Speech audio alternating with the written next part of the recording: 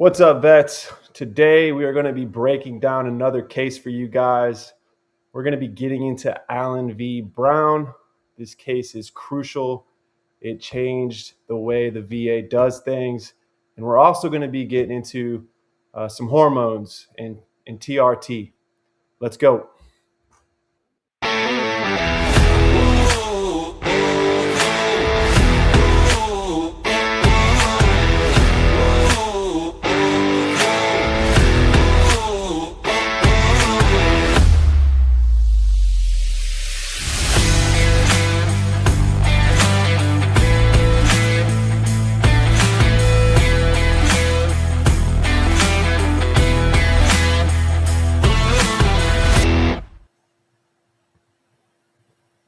What's going on, vets? Today we're going to be talking about some important stuff. I got my boy Al here with me again, Air Force veteran. I know a lot of you guys had some chuckles with the Army joke, but I wanted to have my boys back. And actually, in 1926, it was known as the Army Air Corps. It wasn't until 1941 that we were the Air Force. So, yeah, welcome back. Al, how you doing, man? Hey, I'm doing great. I'm glad to be here, and I'm excited to give some valuable information that a lot of people will be able to take and hopefully take some actions on. Yeah, man. So I want to throw a few things out there before we get started and jump into it. One, although I see the light at the end of the tunnel, I am almost done. I am not an attorney yet. Okay, so we're going to be diving into some of this case law and what this case means, plain English for you, similar to the last video. And we're also not medical professionals. Okay, so we're going to be jumping in, into TRT, hormones, how certain things can impact and affect our veteran community. And I'm excited to share that in the future. The mission here is actually to bring you guys the experts. So we're going to be bringing on some doctors, some medical professionals, and diving a lot deeper into some of this important stuff. But let's get into it. So there is a conversation that a lot of veterans need to hear. It's one that does not get talked about enough, in my opinion, at least in a real and honest way. And a lot of vets walk around for years feeling off and they just accept it. Low energy, no drive, brain fog, sleep issues, super common with us, irritability, depression. There's a lot going on, right? The default answer is always the same. It's PTSD, it's stress, it's getting older. And sometimes that can be true, but sometimes it's not the full picture. There's a physiological piece that never really gets looked at, and that's our hormones. So what I want to talk about today, before we get into the case and dive into some important stuff there, testosterone is not just about lifting weights or sex drive, getting to the gym like a lot of people assume. It's actually a part of a system controlled by your brain. Specifically, it's the hypothalamus and the pituitary, which is what signals your body to produce hormones. Okay, this system is sensitive. Stress impacts it, sleep impacts it, medications that you may be taking can impact it. And the thing is that when you're under a lot of chronic stress, your body produces cortisol, and cortisol suppresses testosterone production. Okay, that's just basic physiology. But the key point is this isn't just about one type of veteran or one experience. This applies to anyone dealing with long-term stress, that poor sleep, all these health issues, right? Just years of wear and tear after service. So, my boy Al, you want to kind of jump into some of this stuff with me? Yes, sir. Thank you, Mark.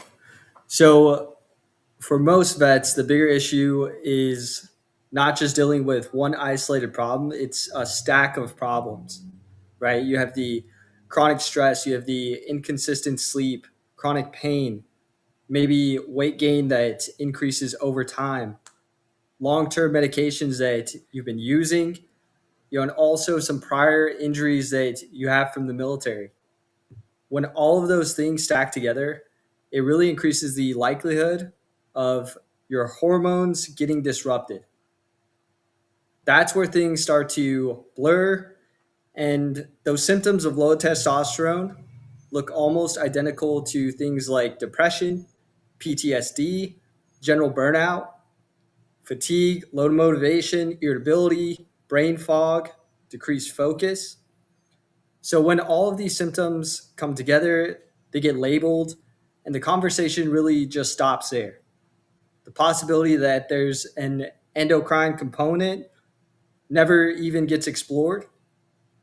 One of the biggest and most overlooked drivers in the vet population is chronic pain and opioid use. Back in the day, they used to give a lot of vets opioids, and those things are really addictive. They're horrible for your mental health. And I mean, let's be honest, they destroy a lot of hormones that should be there and, decrease those. So a lot of, vets, when they are prescribed those opioids, to manage their pain, most people don't realize that opioids and other medications also suppress your testosterone production and the brain level. So they interfere with the signaling process that tells the body to produce hormones. There's research showing a significant percentage of long-term opioid users develop low testosterone. And VA data has shown that nearly half of veterans on chronic opioids had clinically low levels. That's not rare. That's actually a pattern. But most people don't connect those dots. They just see the symptoms and we automatically assume that it's a mental health issue. And that's not always the case. Then you layer in other factors that are common across the vet population. Poor sleep is a huge one. I struggle with poor sleep myself, and I have ever since I was in Ranger School. In Ranger School, we were sleeping 30 minutes to an hour a night, and it totally destroyed my sleep schedule. Especially being that I was there for almost 4 months. I mean, it just killed my testosterone, killed my sleep schedule, disrupted my eating habits. And all of that plays into the low testosterone levels. So being that poor sleep is such a big one. Testosterone is primarily produced during heavy sleep cycles. So if your sleep is constantly being disrupted and you're not getting the sleep that your body needs, and then you add in stress, medications, metabolic issues like weight gain, or even insulin resistance, and you've got a situation where now the body is not functioning the way it used to. Nobody has really stopped to look at why. The doctors may have many different reasons why your testosterone could be low. It could be medications. It could even be other injuries like head injuries. There's evidence showing that hormone signaling can be disrupted because the pituitary glands play such a central role. But again, the bigger takeaway is just one category like TBI. It's the most common veteran experiences. TBI is a injury you have to your head, and a lot of vets have those injuries from being deployed or even active duty reserve, have a lot of those injuries. So when the topic of testosterone replacement therapy comes up, that's where things usually get polarized. Some people act like it's a miracle fix, and others act like it's dangerous or unnecessary. So the reality really sits somewhere in between. And TRT is not something that everyone needs. It's not something that should be taken lightly, right? Absolutely talk to your doctor and see if that's something that makes sense. It requires proper diagnosis, proper lab work, and also you should be having all of those levels checked regularly and being monitored. But in individuals who actually have clinically low testosterone and symptoms, there is solid evidence showing improvements in energy in areas like energy, mood, libido, and overall quality of life. At the same time, there are also risks that need to be taken seriously. So, fertility suppression, right? Not being able to have children, that, and also risks to your cardiovascular health. So, the real issue is not whether TRT is good or bad. The issue is whether people who should be evaluated are even getting evaluated in the first place. When it I comes, jump in here, bro. I got a couple yes, comments, man. I got some stuff coming to absolutely. mind, bro. So first thing that comes to mind, kind of like on a job ad post, right? When you look at what's needed to fulfill certain roles, to have what your responsibilities are going to be, that list of stuff that we're talking about, poor sleep, chronic pain, right? It's almost like that is universal among the communities and the veterans that that we speak to. A lot of them deal with this stuff, and that's why I'm really excited to bring on a doctor and have some medical professionals dive deep into this stuff, because there's a lot of stigma with testosterone, right? That fertility being an issue, but there's also protocols, and there's also a lot of things that can be done if properly monitored and properly cared for, that can mitigate that stuff. And at the end of the day, the TRT, like you said, it's not just the fix all. It's not the thing that's going to just make everything disappear or make you feel better. But hormones are such a crucial piece to this, that I feel, and I know a lot of veterans share that feeling, that the VA does not do a very good job at helping veterans deal with that. Right. We're going to dive a little bit deeper into that. Sorry for cutting you off, but I No, know, you're good, brother. again, there's a lot of scary stuff, and people think TRT, they think steroids, they think, gym bros. They don't necessarily think just health and optimization. And TRT specifically is all done, if done properly, through lab findings and through blood work, and they can find not just your testosterone, but all the other hormones in the body. The estrogen, there's a large panel of different things that, if one of those things is off, that can really impact and affect the whole system, right? I love cars. I'm not too knowledgeable on the mechanic side of the house, but if one thing's wrong in a car, typically other stuff starts to break down and go wrong. So you can see how it's kind of all a connection and a chain on how one can impact the other, which is what we're going to dive deeper into with this case. But go ahead, brother.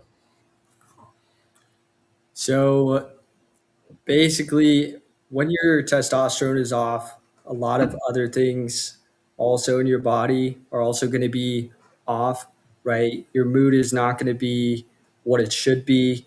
You're not going to be functioning the way that you normally would. You're not going to have that drive, right?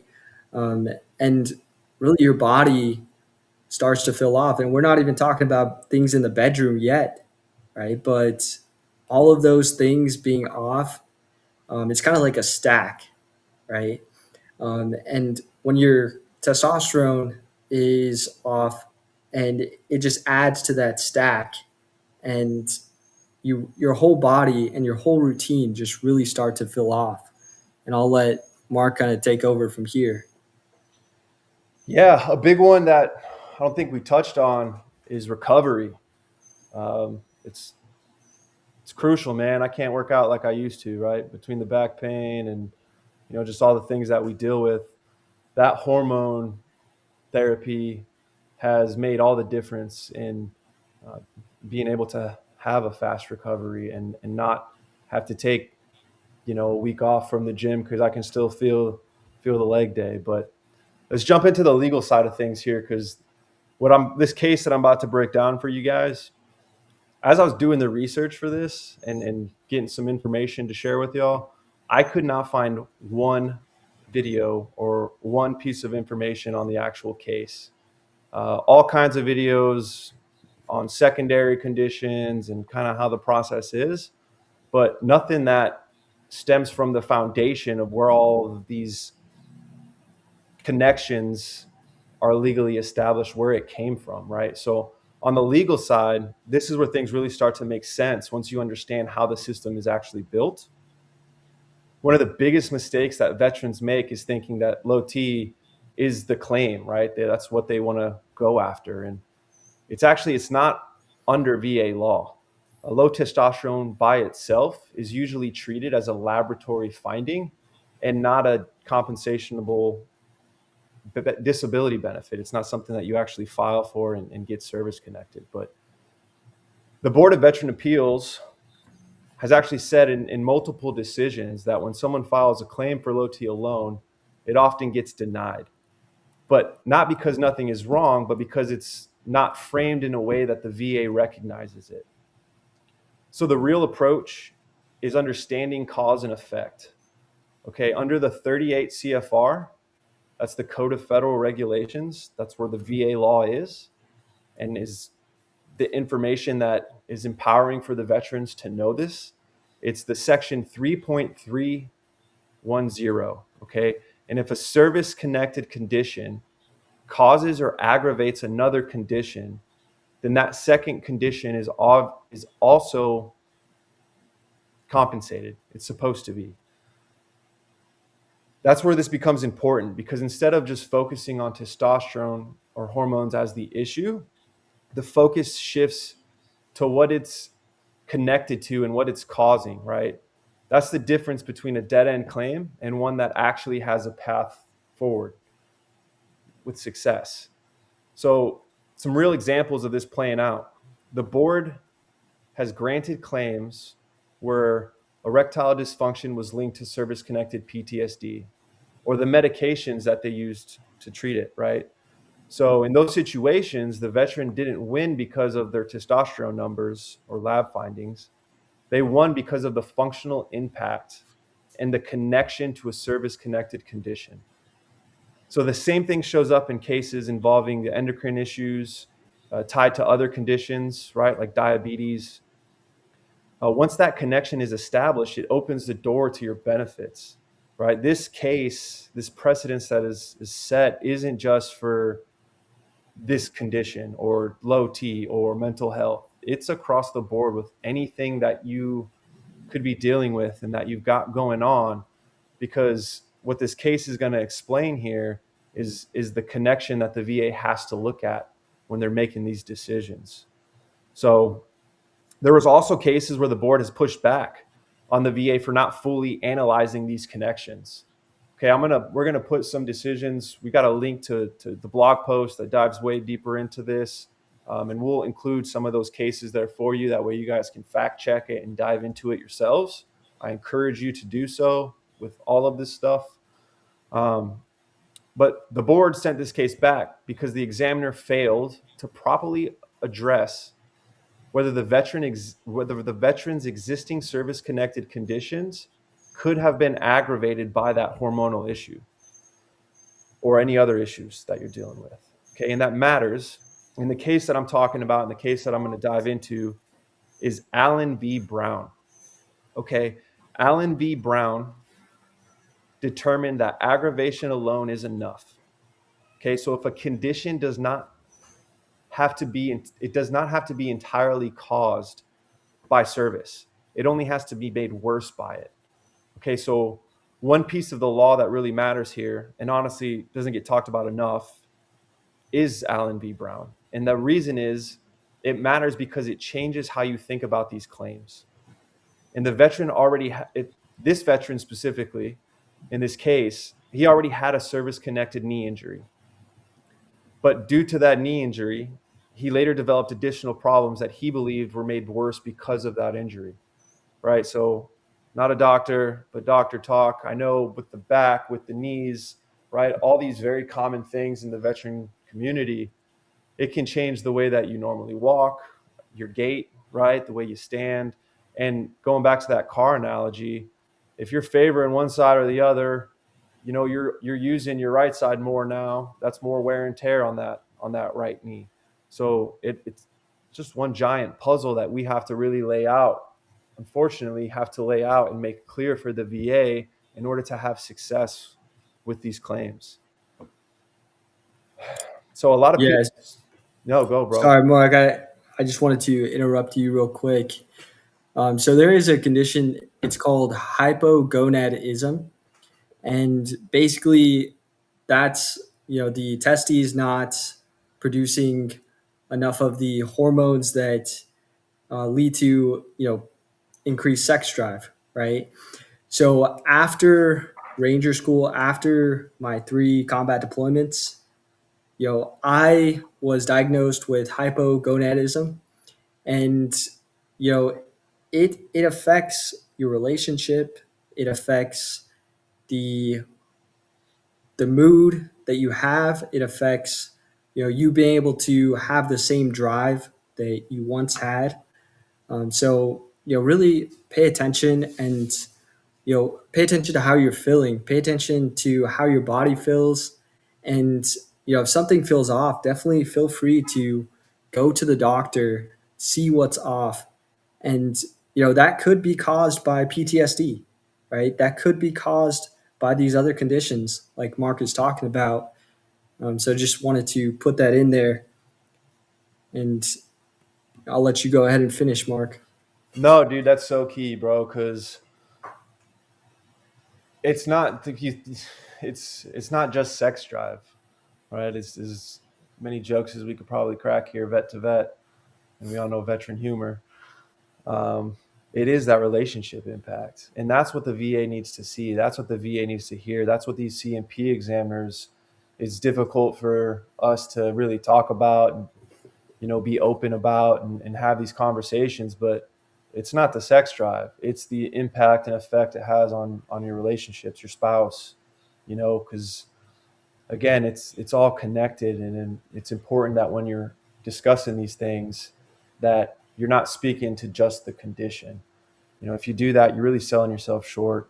You're not doing yourself justice when you're going into this stuff, and you really need to hit home on not just the cause, but the effect, and how that can carry over into all aspects of life, right? If you're moody, if you're not sleeping well, which is again super common, then at the end of the day, you're not rested, you're not recovered. How are you performing at work? Now there's an occupational, impact to this stuff. But we're actually going to share too towards the end of this video. So stick around because we're going to share some resources and some things that I've done personally. I know Al's dove into it as well, and we're going to talk about some ways that we can help you guys out and point you in the right direction. But getting back to the case here, so a lot of people assume something has to be directly connected to the service to count, and that's just not how it works. What the case in Allen v. Brown made clear is that even if something wasn't originally caused by your service,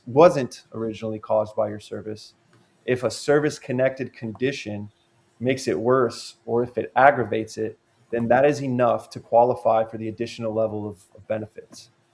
Okay, and that's huge when we're talking about something like hormone issues. Because let's say a veteran already has service-connected PTSD or chronic pain or another condition that's being treated with medications. Even if the low testosterone didn't start in service, if those conditions or treatments for the conditions make it worse, that opens up the door for you. You're no longer trying to prove a straight line from service to your low T, right? You're showing how a service-connected condition is contributing or worsening a real functional problem. Another common one, right? I've had a lot of veterans have success with their service connected for tinnitus, and they keep hitting a dead end with getting other things service connected because nobody wants to be a sick ranger. Nobody goes to the doctor. We all suck it up, change your socks, all that good stuff we talked about in the last video. But there's medical literature. There's evidence that supports. There's case law that supports that the tinnitus can cause and aggravate and make the headaches that you're dealing with even worse, right? So there's pathways to paint the clear picture when you're doing this stuff, if you're doing it and filing it the right way. So that's where a lot of claims actually either succeed or fail. And if the VA looks at this and says that it wasn't directly caused by your service and it stops there, that is an incomplete analysis. Okay, that under Allen, they're supposed to look at whether it was aggravated and whether service-connected conditions made it worse. Okay, and we've even seen cases get sent back because that exact question wasn't properly answered. All right, so some of the things that we can do to appeal and fight back on this stuff, whether it be a higher level review, send it up. I don't agree with this decision. You don't even need any new evidence. You're just saying that this decision, you got it wrong. And they do get it wrong a lot of the times. When they relook at it with all of the other elements that have to be considered and weighed in their decision making process, a lot of times that can get overturned. Yeah. And really, it's a strategy shift. So if you change your, mindset from, oh, this condition can only be service connected if I was diagnosed with it in service, that's not correct, because some of your service connected conditions can cause or aggravate another condition, right? Um, Bro, I you encourage you to Google what if you're on medications, if the VA has you prescribed, and if you're using some of these medications to treat your symptoms, you also have to be aware that a lot of these medications can also have symptoms. Okay, and that's not to steer anybody away from treatment or medications. It's important, but also you have to be aware of a lot of these things can cause other things as well. So, sorry, bro. I know I cut you no, short there. you're good, but you bring up an important point. For example, I have two medications that I take regularly, and one of the side effects is ED, right? So, just yeah, it's like they're trying to fix one issue in another area, and then it's also causing another issue here, right? So, like I was saying, it's not that you're trying to prove one single cause. What you're really doing is you're building a full picture. You're showing how the stress, the medications that the VA has prescribed you, you know, and also, like, Mark said, look into the side effects of those medications, because a lot of those medications, some of the side effects can, cause low testosterone or ED, something like that. And then also your existing conditions, right? How do those connect to, how is your medication, how is your stress affecting all of these, and how is that causing or aggravating another condition, right? So that's a much stronger position legally when you first start with medical evidence, right? How is this condition causing or aggravating this other condition? Okay. And now we'll talk about something called SMCK, all right, special monthly compensation. And with SMCK, even a 0% rating can qualify for special monthly compensation. A lot of veterans don't even know that. And, you can have SMCK caused by a condition like, say, ED, hypogonadism, right? It's affecting your sexual reproductive system. Okay. Um, so it's a chain, right? It's not a single issue. It's a condition that leads to another issue, and then that issue is causing or creating functional problems, right? Affecting your relationship, affecting the way that you go to work, right? Your mindset. And that's what the VA actually compensates.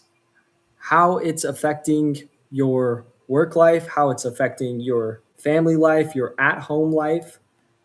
And, really think about that when you go into your CMP exam.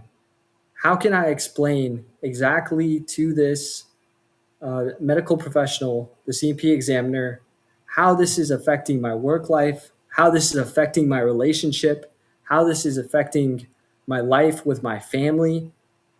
Can you be home and be comfortable? Can you have, that strong relationship with your significant other if you're dealing with these issues? And Yeah, I'll just let as we're Mark. on record here too, bro. Just so we're clear,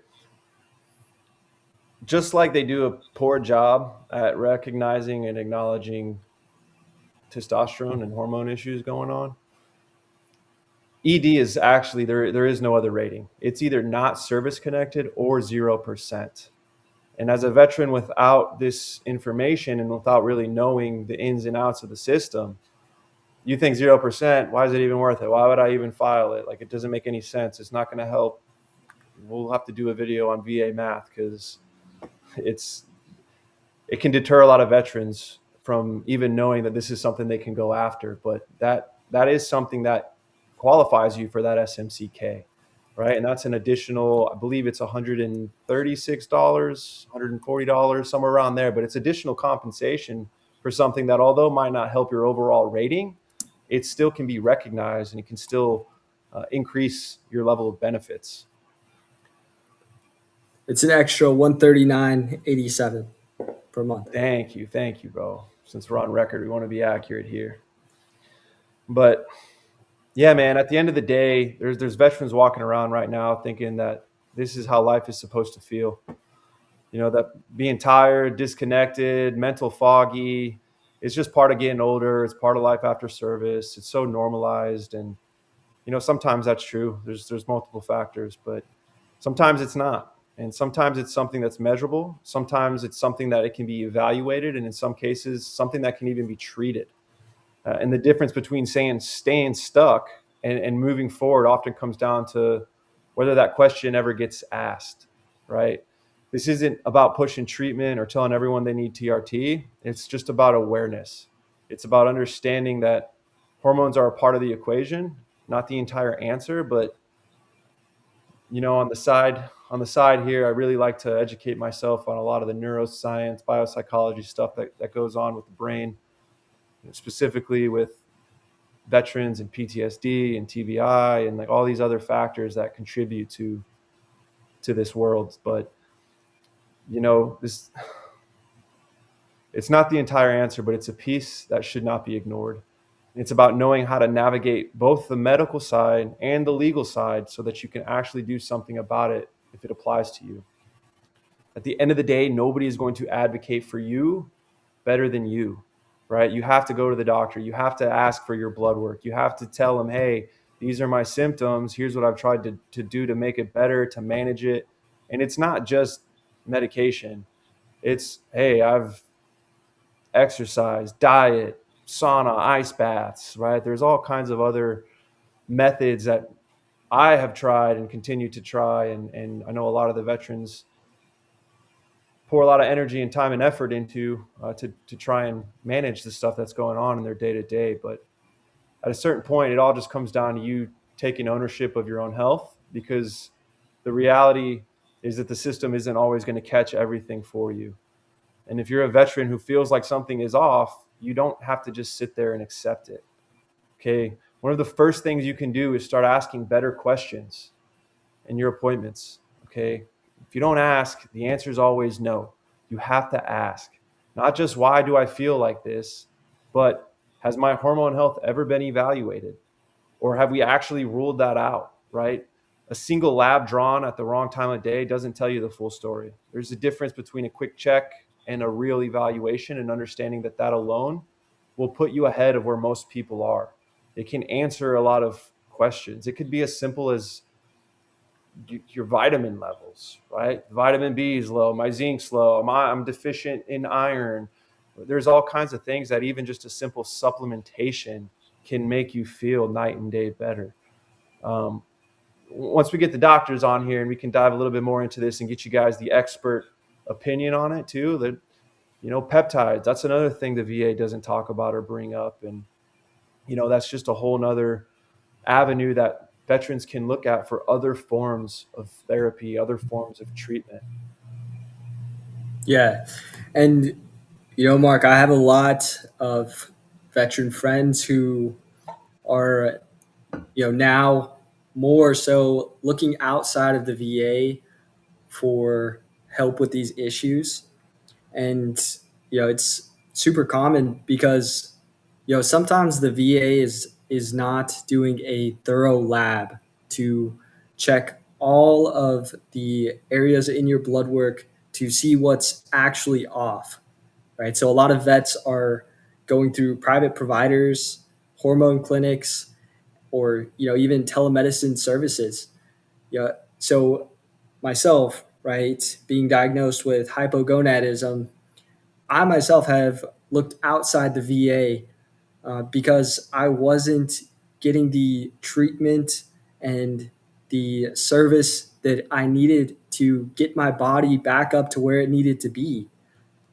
So with an outside provider, I was able to get more comprehensive lab panels, and they were able to tell me, hey, this is why you got this, and this, and these levels should be up here. So this is why you're feeling off.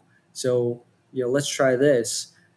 However, you can actually work with the VA to get community care, and you through that community care, they can perform those more comprehensive labs for you to really find where your deficiencies are.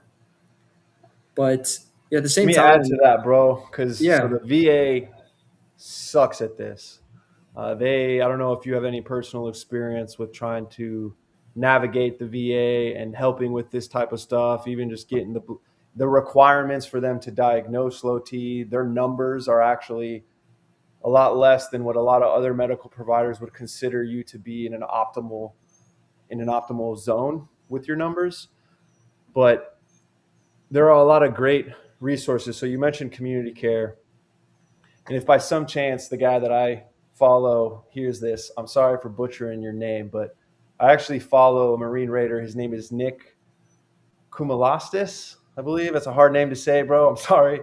But he is big in the veteran space, man. I've been following him since I got out. I have no affiliation with this individual. I have no incentive to push this out or to share this, but I transitioned out and, like many, had a difficult transition. He wrote a great book called Excommunicated Warrior, and it speaks about the transition, and it speaks about the different phases and mental health, and he just gives you tools to really help you navigate that.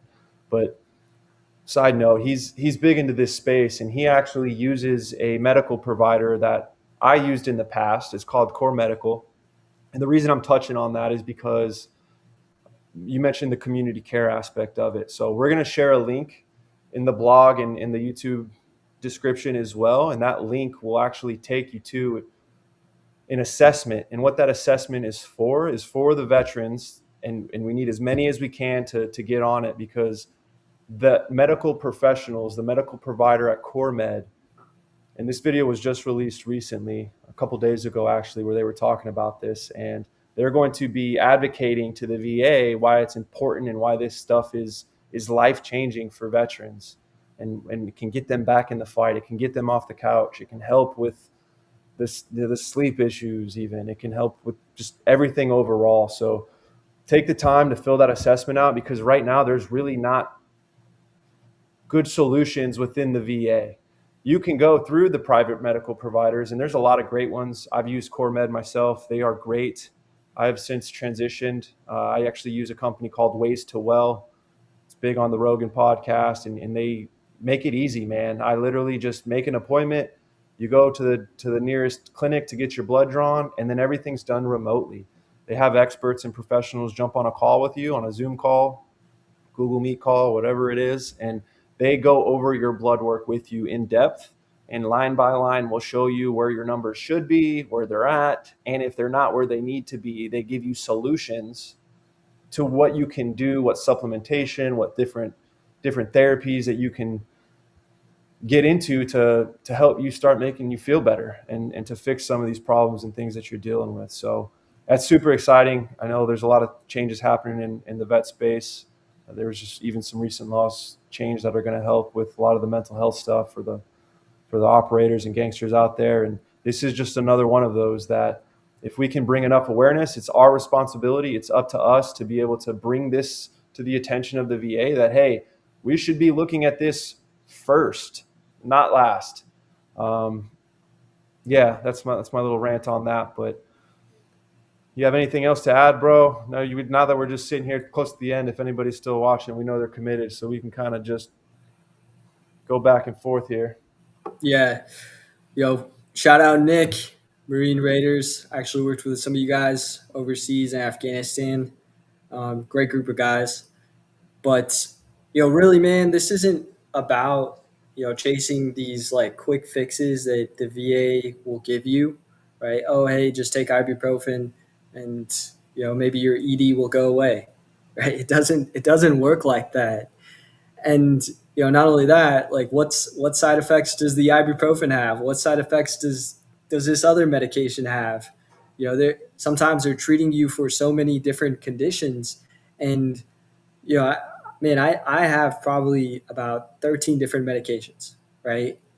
What are the side effects of all of those 13 different medications, right? Like, I've looked up many of them, and all of them, kind of lead to the same place. And when I talk to the medical provider at the VA about this, they say, yeah, that is the side effect, but let's try it. Let's put you on it anyway, and let's see how you do. And talk to me in about a month and tell me how you're doing. And sometimes you just don't get the level of care that you need. And I understand sometimes they may be understaffed at the VA, right? We have to understand that they are here to help us at the end of the day. And I have gotten some phenomenal doctors that I have had service and treatment from at the VA. So I don't want to totally bash the VA, but that's not that's more so the minority instead of the majority of doctors that I've worked with. So if you are working with a doctor that is giving you good treatment, make sure to tell them, because they probably don't hear that enough. I That's love all that, I bro. got. Yeah, Yeah, I love that, man. I love that, and we'll wrap it up here. But it's up to us, guys. Nobody's gonna do it for you. You know, I you're a ranger, bro. You're not gonna knock on the door and ask if anyone's home, right? You just kick the fucking well, thing in, dude. You got to kick it in for yourself, and you have to be able to advocate for you, both in the claims and the benefits space, but also for your own health and your own well being, and to just get better, man. That's the solution. That's the answer. So just do everything that you can to optimize your health, and it carries over in all aspects. Your work, your family, relationships. Close us out here, man. Moving forward, we're going to start bringing medical professionals into these conversations.